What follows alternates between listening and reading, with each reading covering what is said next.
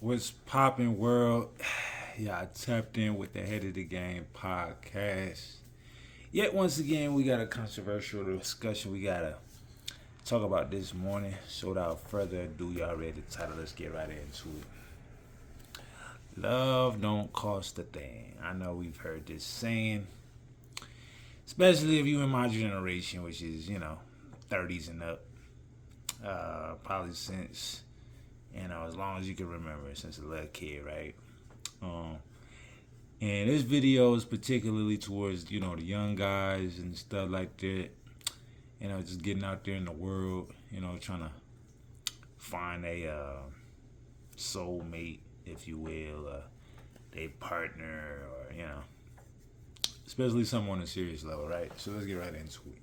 So, for the most part, you know, it's more than money, right? That's really just the gist of this conversation.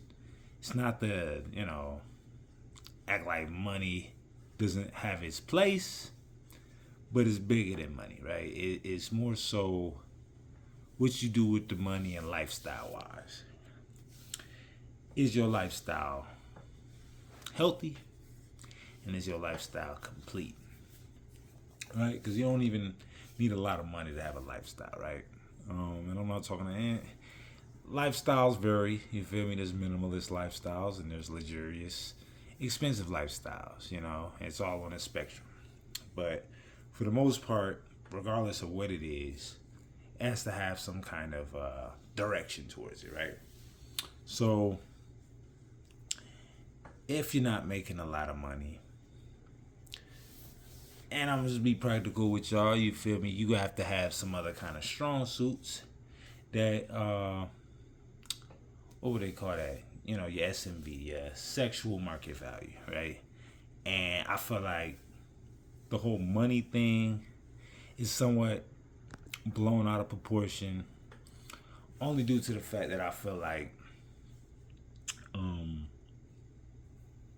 if a woman like you, there's a lot of things that she'll overlook, right?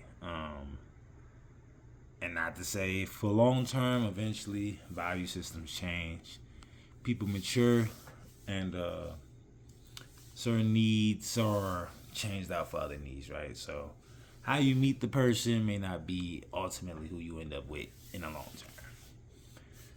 But the main point is that I'm just gonna give y'all some free game, right, for the young cats. Money isn't what women are driven by the most. Their currency is mostly emotional, right? Emotions. That's their currency. That's why they say, men fall in love with their eyes, women fall in love with their ears. Now, you ain't gotta be no super suave ladies man, with the gift of gab to be able to just make things sound spectacular, right? But I do feel like when you are vetting a woman, you have to have a well thought out direction and where you're trying to lead her to go, right? And just because you have great leadership skills doesn't mean it's susceptible to all those that are willing to follow away. Because, I know a buzzword on the internet a lot is leadership, leadership, leadership. How can I, men should be orientating around leadership and not matching energy with a woman. But I feel like the other half of that conversation is a skill set to follow. You feel me? To take instructions, to be able to play your part, right? People think following is easy just because they're not the ones setting the tone. You know, it's two sides to the same coin. Because who are you leading if no one's following? They need each other. So I just say all that to say is that, right? The main thing I'm getting at is that your time, availability, and your way you're able to stimulate her mind right? Make her basically more susceptible to allowing herself to express herself towards you, right? Because most people think, oh, well, to have a conversation with a woman, the guy has to say the most words, right? Which I feel like is a big misconception. Women typically, I don't want to say like take up most room out of a conversation, but they are very detailed and expressive. On the guy's side, is pretty much bringing up specific topics, subjects, point of views, perspectives, opinions, information, stuff like that. And I feel like the woman, and these are interchangeable, they're not just set on one side or the other, right? But I do feel like there's a balance in which how dialogue should go between men and women, right? You have to tap into their emotions, stimulate their mind, and it's a win-win situation when you do this, right? Because I'm trying to just cut to the chase and I like you, you like me. You skipping steps, even if the woman is qualified, right? It's very tough and hard to re-engineer a dynamic that's already been set, right? Once the foundation is set in place, because how they say you only get one chance to make a first impression, right? So I'll just say all that to say is that, right? Yes, money has its place, but I think lifestyle, communication, and just your ability to, think in concepts and perspectives, well thought out, thoughts and stuff like that, that y'all could be able to dissect and pull apart and actually see if y'all meant for each other, right?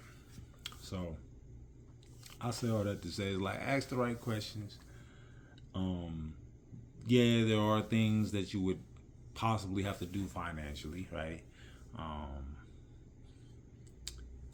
But it's tough. You feel me? Like, I feel like the whole 50-50 thing has been blown out of proportion, right?